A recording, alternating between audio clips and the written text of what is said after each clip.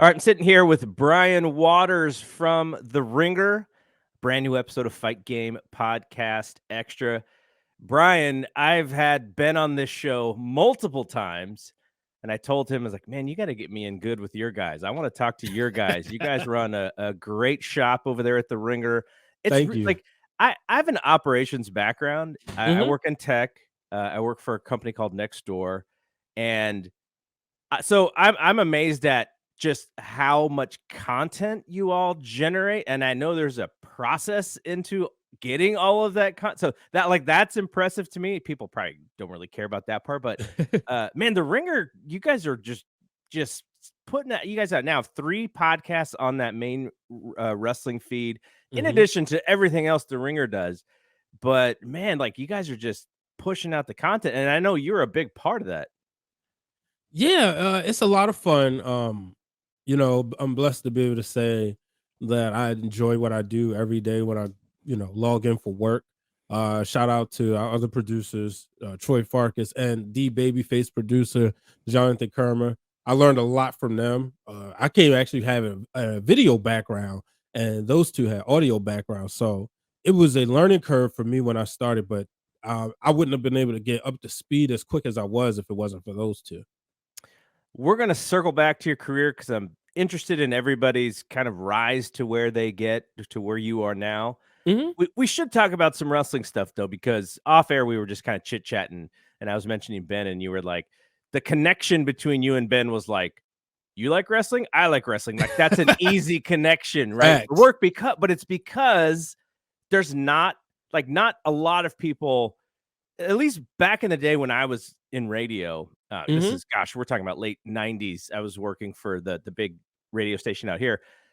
Still, even though wrestling was super popular in that time frame, like the biggest popularity that it's had, you were gonna get some people to still pretend that maybe they didn't know it because of all the things that came, the labels that came with being a wrestling fan. But today, it's not.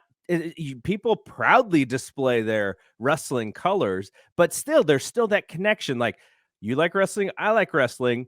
Oh, there wasn't that many of us like in school, or there wasn't that many of us on the whatever sports team, and so that's a cool connection to have right away. It's like an icebreaker.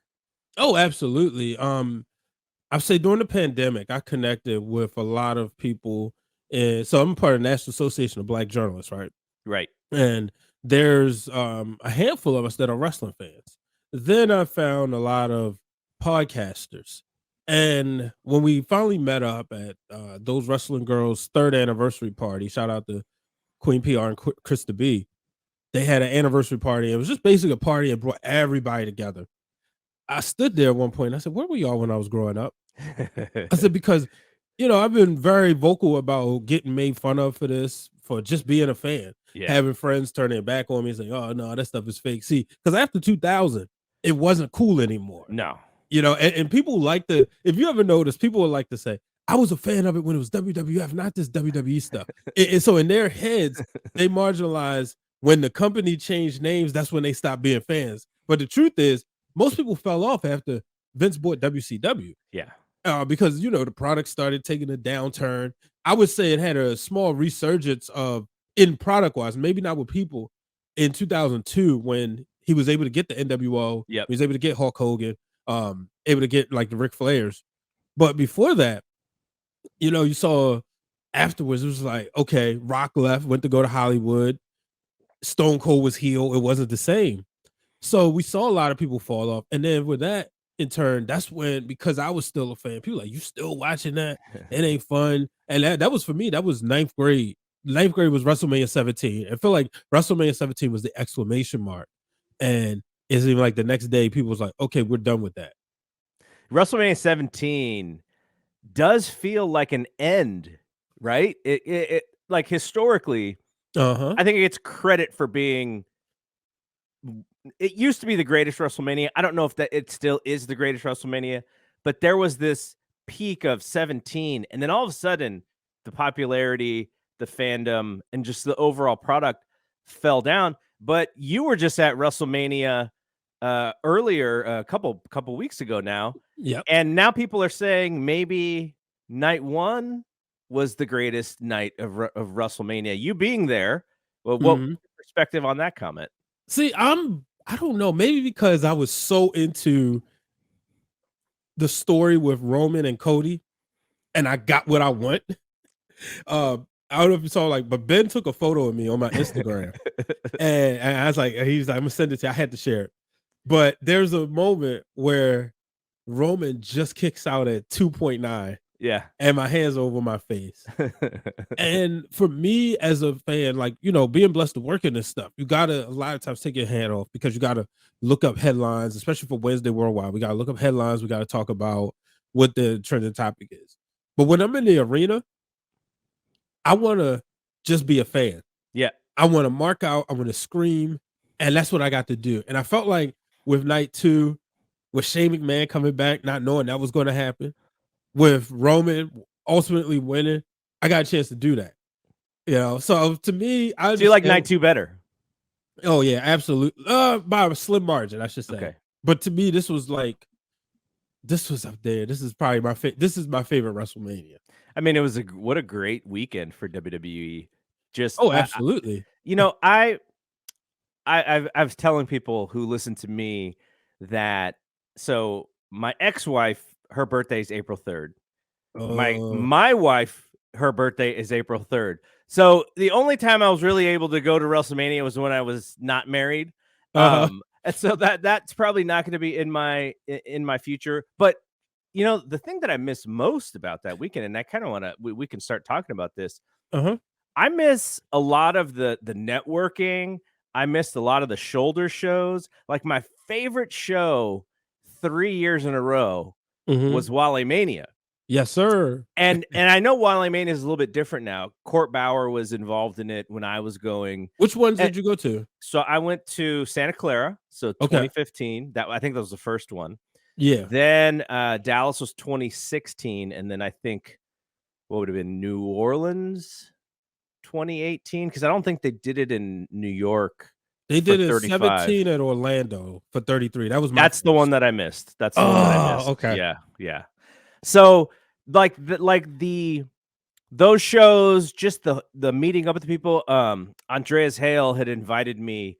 He was having a little breakfast brunch kind of little thing, and he's like, "Yeah, we're keeping it small." I mean, Yeah. I was just happy that he even thought about inviting me, and that's the thing that I was bummed most. Wally Mania and Andreas Hale's little hangout, Yeah, I like wanted the to go to network, that, the but we the had net to work. the networking piece is so amazing though because it's not only just the shows, but it's a lot of people who do stuff like we do, and Mhm. it's connection, right? And it's like community, and like you said, growing up, like not a lot of people would admit to liking wrestling, but here everybody admits it, and no one is like afraid to admit it. But just the networking piece, like that's what I miss most about this weekend. So I did have a talk with her, and I was like, "Yeah, I'm kind of bummed out." And she's like, Go for the the Thursday and Friday, like, just come back, before then, and I was like, "Yeah, that might make some sense." But how was the weekend overall? Oh, it was the best weekend of my life, man. We got to LA Tuesday and wait, was it? Yeah, Tuesday. It's funny, I'll reveal this. You talk about your wife and your ex-wife. So my ex-wife's birthday is March 28th. And every year I would get anxiety Yep. for the 8 years that we was married I feel you. on before they named the date. Because 'Cause I'm like, if it's outside of like, if it's closer to April, I'm good. But like, for instance, WrestleMania in Santa Clara was March 29th. So I was like, Yeah. all right, I already knew. And we was just married. That was the first year after the second year because we got married right before 30. And I was like, all right, not going to get a chance to go, whatever. But afterwards, so like, pending divorce, I'm like, "Oh, I ain't gotta worry about doing it." And ironically, this year I left on her birthday. Um, but that Tuesday, getting to see Ben and, Cal for the first time in months. No, I don't think did Cal come out? I don't remember, but I remember going to the Ringer. First of all, it's my first time in the office. I'm Yeah. like, "This place is amazing." Yeah. Then we hung out, and I hung out with my friend Alicia, who I went to college with, did a couple of college projects with her, and that was our first time seeing each other since, like, 2015 or 2013. then it was, so that was that night. Wednesday, recording Wednesday worldwide in person. I was actually just looking at a clip earlier because my sister had just commented on my TikTok when Shoemaker called me out about my Bruce Beefcake take. Yeah, Ben So told me to call you out about that too. look, Beefcake was the man, and maybe because I'm a Hogan fan, so it was the proximity, but I like the music too. I'm with you. I was a Beefcake guy. Yeah, see, they don't understand. So, being able to do that in person, being able to hang out with my friends, I mentioned those wrestler girls earlier. Them and Sir Wilkins of the Jobber Tears podcast, we all went out to Roscoe's Chicken and Waffles, getting to eat there. Oh, I So it love was Roscoe's. so much fun, and just getting a chance to explore LA. I'm a Lakers fan, diehard. So going into crypto.com arena, which sounds so funny because to me, I'm a Staples Center Oh guy, yeah. and I'm in the midst of listening to the book Three Ring Circus. Uh-huh. So I've read it. I've read it. oh, okay. So Yeah. you know all about it. Yeah. So reliving that time mentally right now and thinking like, oh, I was in that building for SmackDown in the Hall of Fame, and then getting a chance to like produce interviews and really like Wally Mania was crazy. Being able to be on stage, getting called Oos by Jimmy and Jay Uso. So That is a very cool thing. Now you got it called by Jimmy and Jay. uh-huh. The gosh, I'm now forgetting his name. Samoan Werewolf. I'm Jacob Fatu. Jacob Fatu. So Jacob Fatu, he wrestles. He used to wrestle a lot more before the pandemic for APW. So that's the Bay Area's like indie. And so I saw him last All Out weekend in Chicago, or right close to Chicago. And we were hanging out, and he was there, and he was just calling everybody Oos, and I was like, man, that feels really good. Mm-hmm. They are so cool, man. I've been friends with Lance on Hawaii since 2012. Mm-hmm. I mean, around the time I was coming up in podcasting, he was coming up in wrestling. And he was in a program with my boy Jay Bougie this past right around December. And so Bougie was like, yo, I'm trying to get this match with Lance. I said, oh, that'd be great. Lance is good peoples. So, we did the whole Bougie come on my show. He calls Lance out. Lance DMs me like, dude, let me get on the show. I'm like, of course. So, we got to catch up, and he came down for Elimination Chamber to Baltimore at Jimmy Seafood, and we got a chance to like watch the day. It was like this, you could watch the match between Roman and Sami Zayn with Lance and Samu. Oh wow. Samu's son. And so that was pretty cool catching up with him and watching, so we talked. I was like, dude, what's it like? You literally watching your cousin on top of the wrestling world when years ago he was just a member of the Shield. Yeah. So he's like, man, it's crazy. We'll be playing Call of Duty later. Stuff like that. But so being out there, like I said, just that whole weekend was crazy, man. And I told Ben and Cal, I was like, I'm excited because this is your first WrestleMania. And I always love being at WrestleMania with people when it's their first WrestleMania, just to see that look on their face, So it was an amazing time. WWE's hot right now. Yeah. Business is hot. Ratings, all the metrics, they just did this deal with Endeavor. We have seen moments of time like this as longtime fans where business is up and then there is this peak, and then for whatever reason they cannot keep it hot and they start doing all these dumb things just to make it go down again.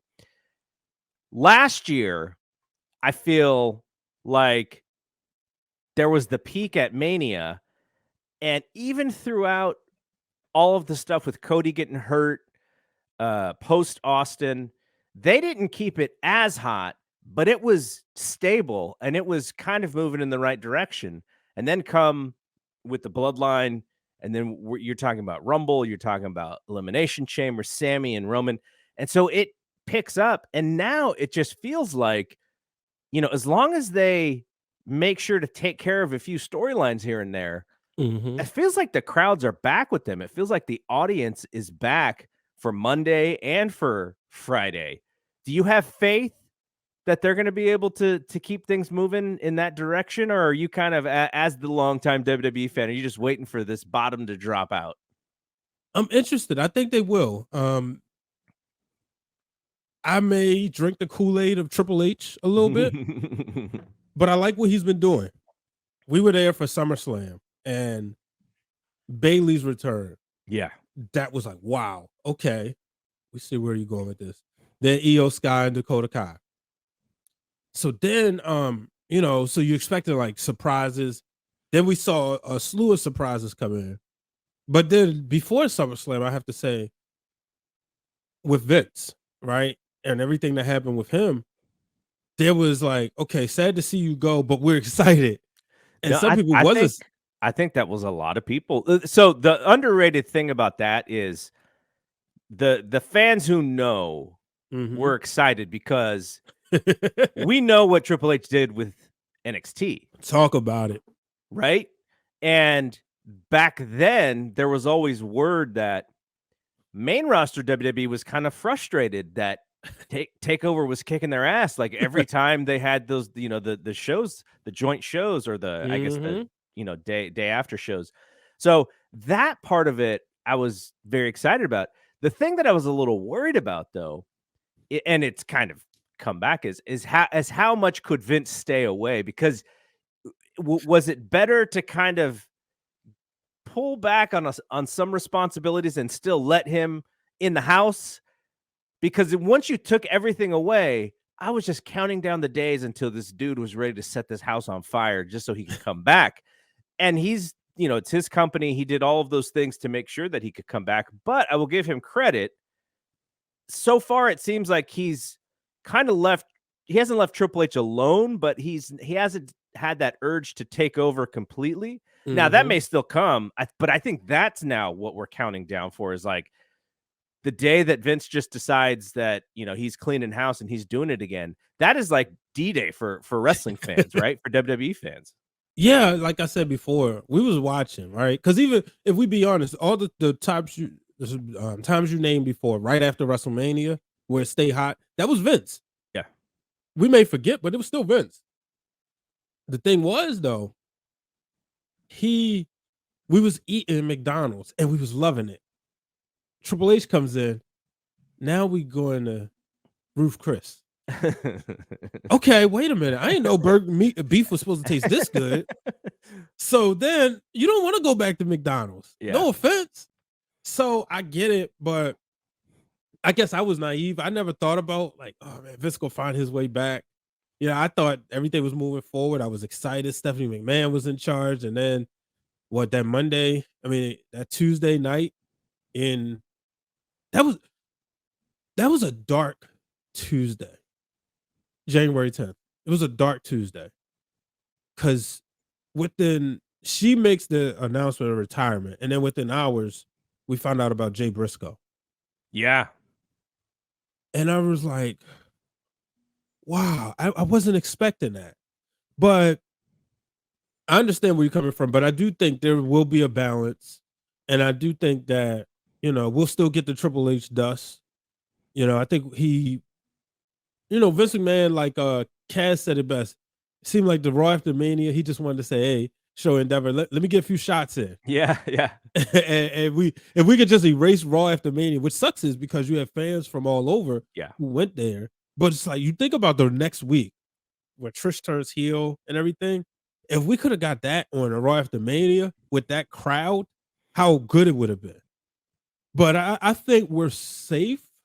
I think he'll be, on my show, The Wrestling Realm, we have a joke that we don't mention Vince's name because we'll be live on a Wednesday night, right? And then every time we did a show, I think it was in August. Maybe it was like once Vince first got let go or retired. We did the show, and then all of a sudden our connection kept messing up. Oh, yeah. So then we tried again, like later, like, is Vince coming back? And then what was the name? I was like, all right, we got to stop mentioning his name. I'm confident that I won't mess up the Fight Game podcast, but I do think we're Vince safe. I think he just wants to be a part of it. He don't have to have his necessarily the final answer anymore. I just think he wants to be a part of it because this is all he's known for the past Yeah. 70 years. Yeah.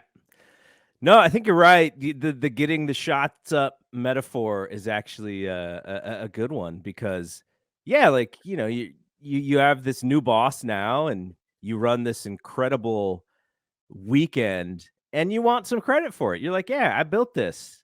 I may Mhm. not be in the weeds as much, but we also see, and this is everywhere, right? You see Bob Iger come back to Disney, and they couldn't get, they had another guy running it, and then they needed Bob Iger to come back to save the day. I'm sure for Bob Iger's ego, that was a giant hit. He's like, heck yeah, I'm the guy who can run this thing. And Vince, I'm sure, feels the same way. And in some instances, the thing that I worry about is the fans' reception of the product gets so good that then he gets a little bit of his feelings hurt. But hopefully, Yeah. but with those guys, I just go, guys, just count your money because that just keeps getting bigger. Like that's all you got to worry about. But there's the ego piece, there's the power, the insecurity piece of it that is there. But okay, let's move on because you mentioned Wednesday Worldwide. Now Uh-huh. you guys don't only cover WWE, you also cover the wrestling industry. So we're talking AEW as well. Yeah, even though Reddit doesn't think that. Wrestling Reddit is like, nah, y'all Well, only cover WWE, you're WWE what marks. the thing about it is, so the Ringer is a pretty mainstream publication as far as the writing, as far as the audio. Like there is an ability though with Wednesday Worldwide for you guys to kind of get underneath a little bit. AEW is very much second, and Mhm. if you want downloads, it makes sense to maximize on WWE content because that's what you guys are in the business of is downloads and listenership. Talk about it. Uh, but for AEW, what is your take? What is your sense on these? I mean, I guess it's probably not even. I guess it's rumors until it happens. But this idea of CM Punk getting his own show on Saturdays to kind of separate the elite and Punk and the people who don't want to work with Punk. I mean, I've seen some emails where I was like, wow, these people really don't like this dude. But the idea of like going like, okay, we can split these giant personalities and still keep them all employed or on TV. Like, what is your whole take on that stuff? Man, the wrestling business, you always gotta get it in the ring. You look at Piper and Mr. T, Hogan and Macho Man. I mean, if Edge and Matt Hardy or Kurt Angle and Jeff Jarrett could get along, like when you think about it, compared to those feuds, Yeah, they really not arguing over anything. They arguing over he said, she said. yeah. We've seen that before. It's all ego hit stuff. Yeah. Yeah. And so what they should do, they need somebody in there to say, look, get over yourselves and let's make the most amount of money. Get the match in the ring. So that's where I'm at with it. Do you think so? That is very much a Vince McMahon philosophy, right? I remember Booker T and Batista had a backstage fight, Uh-huh. and this was, gosh, I don't remember the time frame of People this, don't but talk about that one too much. yeah, I think for everything we heard, Booker T whooped his ass. That's why. Yeah. Yep. I love Batista, by the way. That wasn't a shot at Batista. That's just what the rumors were back then. So it's funny because I always have this Batista hate. I I was told to get over it the other day. It's 2014. That's when he Okay. blocked me. Oh wow. And I'll tell people, I don't hate Dave Batista, the man. It's the character. I Yeah. didn't like the character. I never thought, to me, he's not a top 50 WWE superstar. And he's not in my top 50. And I remember they put this DVD out. Like, I like him overall. Like, I mean, respect for what he did, but I like Dave Batista, the man, and what he stands for. I just don't like the character. What do you think about his Hollywood success? Did you see that coming? I didn't. No. Maybe because I didn't pay attention to him for promos. I like the intensity and I like the entrance music, but that was it. But I didn't see this coming. Like, because his promos was wrestling promos. It Yeah. wasn't like, when you look back at like The Rock was doing stuff that wasn't being done. So you it made sense, you know? I It mean, wasn't that Saturday way Night with the Live wanted that dude to host. Like, that was Yeah, crazy. facts. But yeah, I So didn't see the success coming. so back to the AEW thing. Mhm. So this is very much the Vince McMahon thing is like, look, you guys have a problem. I hope you got it out. Now let's get back to business because you're going to be better off making money here than being frustrated somewhere else. Facts. And I don't know the Tony Khan management style. I've Mm, interviewed Tony Khan a few different times, and I like him. I think he's a really genuine human. But it does seem like there is that voice missing that's like, "Okay, cut that shit out. Let's move on," right? It mhm. seems like that voice is missing in that locker room. You know what it is? I always said this. The difference is with Shane and Stephanie, their dad created the stars. So if they were ever to mark out, it would have been over Bruno Sammartino, superstar Billy Graham, Andre the Andre. Giant. I'll maybe say Hulk Hogan just because they were children. Yeah, They're not marking out over Stone Cold, The Rock, Triple H, Kurt Angle, Roman Reigns. No, they watched them from nothing to something. yeah, and they Where Tony became they became TV stars themselves too. exactly. Tony Khan was one of us.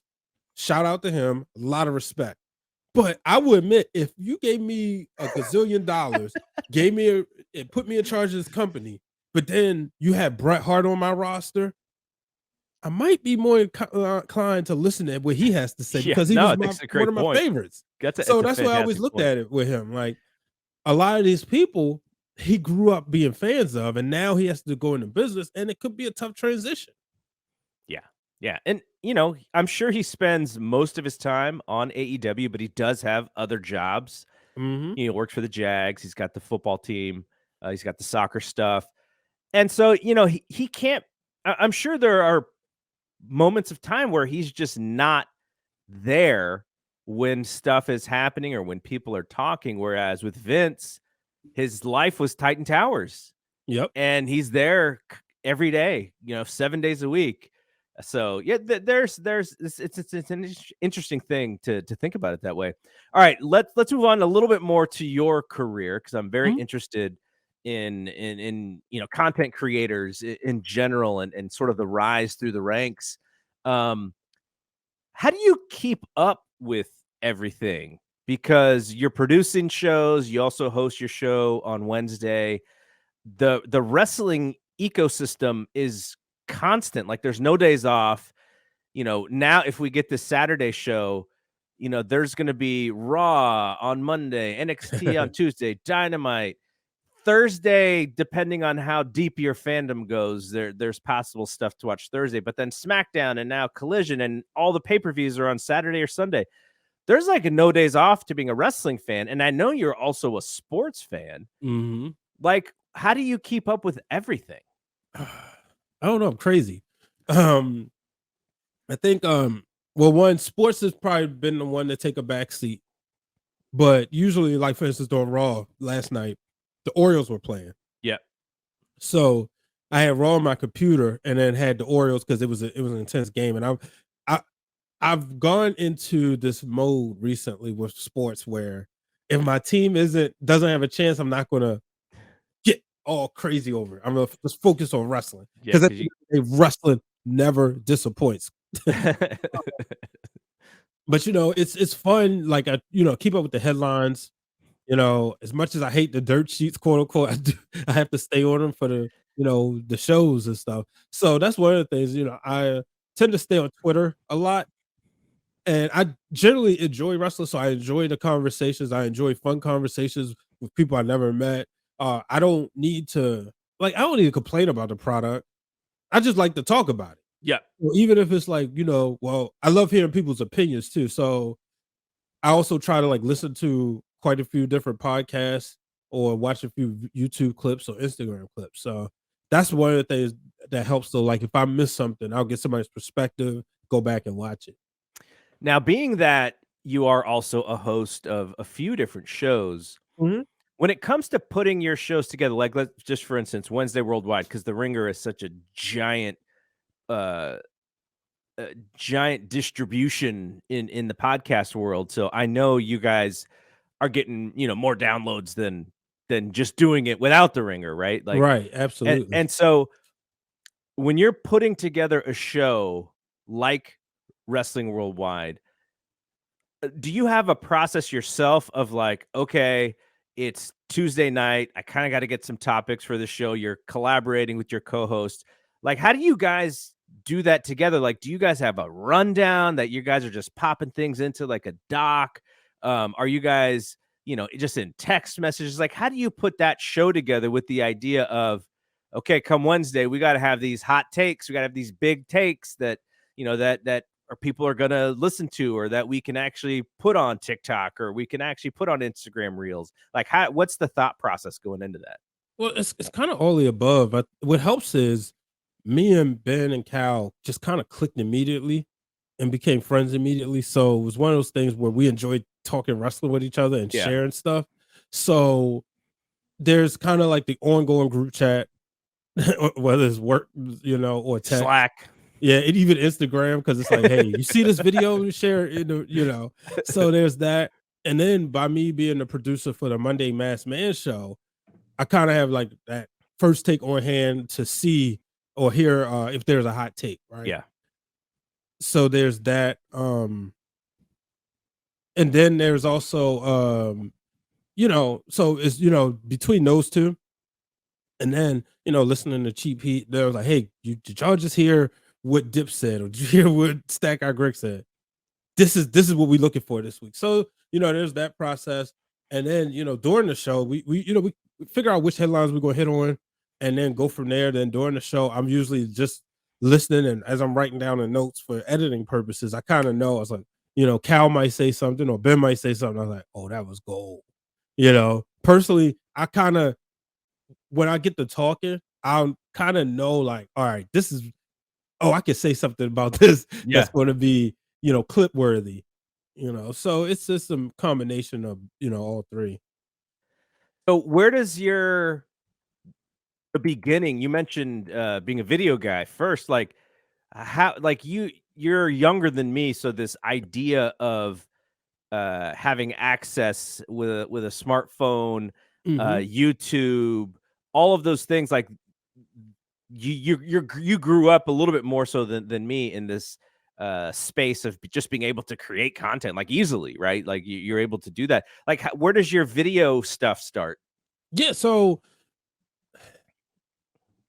So I was a non-traditional student, and when I went to community college, it was supposed to be a 1 year break, ended up being a 3 year break. So when I went back to school, I was 24, and I had already dibbled and dabbled in YouTube because I was in the sports heavy, and I was like, I'm gonna have a sports show, Yeah. and it was called the B Water Sports Show, and it just didn't, I was just doing the simple set up the camera, Yeah. talk, Yeah. using Windows Movie Maker.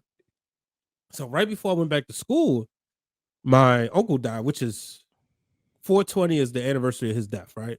And afterwards, I was checking in with my cousin, his stepson, and we was talking. Anytime, like, so they was the family house that always had wrestling on. Hmm. Every pay-per-view, they recorded it.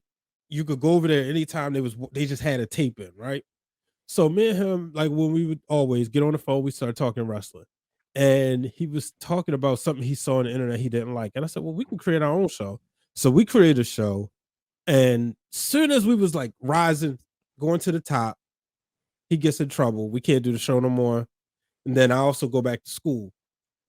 So I go back to school, and that's when I met Dwayne, and we created the wrestling realm. Hmm. And I said to him, I said, we could use this as a way to practice what we learned in the classroom. We're learning how to edit videos. We're learning the principles of recording and lighting and everything. So that's how the wrestling realm got started. And even post graduation, we kept it going. Then it was one of those things where we had all the equipment, everything that we could have dreamed of. We just didn't have the time. Yeah. So, I went to work at ESPN. I was doing a show with my friends, called like the Wrestler Summit, and we would do it over Google Meet. And I'm creating graphics, but at the time I'm on the social media team, so I'm learning like social media practices. Yeah. Come back to Baltimore, still doing the show, and I stopped doing that for a while. Created my own podcast under the Wrestling Realm Network because me and Dwayne couldn't really figure out the time yet. And then somewhere before the pandemic, we realized, okay, let's take a Saturday and record a bunch of shows, timeless material, put it on the YouTube channel. We did that. Then we created the Wrestle Around Now podcast, which we do every Wednesday night. But the video stuff started, like I said, at Morgan State, and then creating a wrestling show was a way of us practicing what we were doing, but also getting the opportunity to be content creators. It's a fantastic story because what you said about practice, that's all I thought my original work was. Like the distribution piece of podcasting going back, it was really hard. And Uh-huh. so until you had all these networks come up, I was even using SoundCloud as of like 5 years ago, right? Me too. Before you could actually get real distribution. And that's all I saw it was just practice. Like I would never go back and listen to that stuff necessarily because I know just in the back of my head, okay, what we were talking about, you're trying to create like now my understanding of how to, because I do shows for Figure Four Wrestling Observer. Mhm. I do 3 shows a week for them, and then I do this show, and then I do other sports shows. So my mind is sort of trained to think of like I don't even really have to think of it. Anytime something comes and I go, huh, that's Yeah. interesting. And I just write it down and put it in on a notepad for that specific show. And then I'll go back to it when I'm ready to create, rundown. So yeah, I think your brain just kind of starts thinking in that way because we've been doing it so long. And just like everything else, you want to play a sport. What do they say? It's all about repetition. It's all about practice. Same thing with this stuff, man. Getting behind a Mhm. mic, Yeah. speaking into the mic, learning the tech, all those things just practice over the years. Like nobody really gets good at it immediately. So no, I'm with you as far as how you got started. It's a great story. Yeah, thank you, thank you. It's been a lot of fun, just seeing the evolution. We recently, was that November? I think November we celebrate 500 episodes of the Wrestling Realm, and that's total episodes. So that's over 260 episodes of Break It Down with Brian H, the flagship show. And a lot of times I was creating shows because me and Dwayne couldn't create together at the time. Yeah. So, and I would just have a lot to say. So I'm like, all right, I'm gonna sit down and do a show, and it helped me connect with a lot of people via social media. Now Wednesdays, I say Wednesdays is my wrestling days. Wednesday Worldwide, we record that 11 o'clock, 11 o'clock a.m. Eastern time. And then at 7 o'clock p.m., I'm on TWG Fan Club with Queen PR of Those Wrestling Girls and Justin and Ciendall. And we just talk about women's wrestling, and we pick a subject that's trending on Twitter and bring it to the fans, and we go live on Twitch and talk about that. And then 10:30 at night is the Wrestling Realm Now podcast with me, Dwayne, Brandon, and Hugh, where we just, kind of talk about trending topics. Or, Dwayne handles that show now, so it's easier because he will, I show up, but Yeah. so You're before, you're a busy man on Wednesdays. yeah, somehow I squeeze a meal in between. Mhm. But it's a lot of fun. It's 2 years ago, I was working at Johns Hopkins Media, responsible for connecting the doctors with the media, also trying to figure out if the doctors were working on something cool when the pandemic happened, getting on a Zoom call with them, recording it, clipping that off of social media, or before that, going to their offices, having them record stuff and pitching it to the media. But I didn't understand none of the science. You eventually, when you work around that stuff, you learn something. But to understand, like, I didn't know that mitochondria was the powerhouse of the cell before I worked there. So, eventually, but I had a great team of people that I work with, but as far as like the job, it wasn't what I wanted to do at all. So, now I'm like blessed to be working with great people doing exactly what I love. All right, last question. I'll let you go. I really Uh-huh. appreciate you hanging out here. Non-wrestling recommendation with some sort of recency, whether it's a book, whether it's a TV show you're watching, a podcast Oh. you're listening to, music, an album. What's one non-wrestling thing you would recommend right now that's in your wheelhouse? Well, I have another podcast called Breaking Through Glass Ceilings, Okay. where I talk to people about their career journeys. But if I'm So not putting my that's amazing in of itself because we're sort of focused about that in the same way. That's really cool. Yeah, it was the idea was when I went to the National Association of Black Journalists convention in 2019 and was connecting with so many people. And afterwards I spoke to my manager Marin when we was in Atlanta for I think it was the otolaryngology conference or something. And I was walking, I said, I want to create a podcast where I talk to people about their journeys. I said, I'm blessed to be connected with so many great people. Let's share their stories. So, sure enough, I'm doing that. And just recently recorded my 109th episode. Wow. So, yeah, that's a recommendation that but TV wise, I'm a huge Power fan. There you go. So, I'm very into Power Book 2. It's crazy because I was never a part of I Hate Tyreek train, but I find myself like, I was like, he really became a baby face. People might not want to admit that, but he became a baby face after killing his dad. Sorry if y'all didn't see the first one. I just realized what I said. But yeah, he became a baby So face. you relate it to storylines to how you would look at wrestling. Yeah, so because of that, also, right? People were surprised to find out that I'm a huge Young and the Restless fan. There you go. And that's because like one day I was living in Connecticut, flew in from there one weekend for my sister's birthday to and my mother had picked me up from the airport. So I'm sitting here at her house, right? And she's watching Young and the Restless. Now, here's the thing. When the story's on, you do not talk. Next thing you know, this is 2014. It was the Friday cliffhanger. I get hooked. I said, oh, I gotta see what happened now. So I said, all right. I said, yeah, Monday I'm watching. So sure enough, 12:15, she called me. Hey, Young and the Restless about to come on. Ever since then, I've been watching. Wow. Awesome. Hey, so the next time we do this, I want to bring all three of you, the Wednesday Worldwide Oh, crew, that would be so on much this show. fun. That would be so fun. Yeah, I'll talk to Ben about it. And we'll try and set a time up. But hey, man, I really appreciate you jumping on and doing this. I know, thankfully, it wasn't Wednesday because you would have been really busy on a Wednesday to do this. But Brian H. Waters on Twitter, The Ringer, Wednesday Worldwide, The Wrestling Realm. Anything else you want to plug? Yeah, TWG fan club every Wednesday. And breaking through glass ceilings. There you go, man. Hey, really appreciate it. So check out Brian. You can, he's got a lot of stuff on his Twitter page as well as far as all the things that he's doing. Hey, man, that's what Twitter's for. Twitter's a marketing tool. Get your stuff Exactly. out there. So, I really appreciate you doing this, and hopefully we're gonna do this again.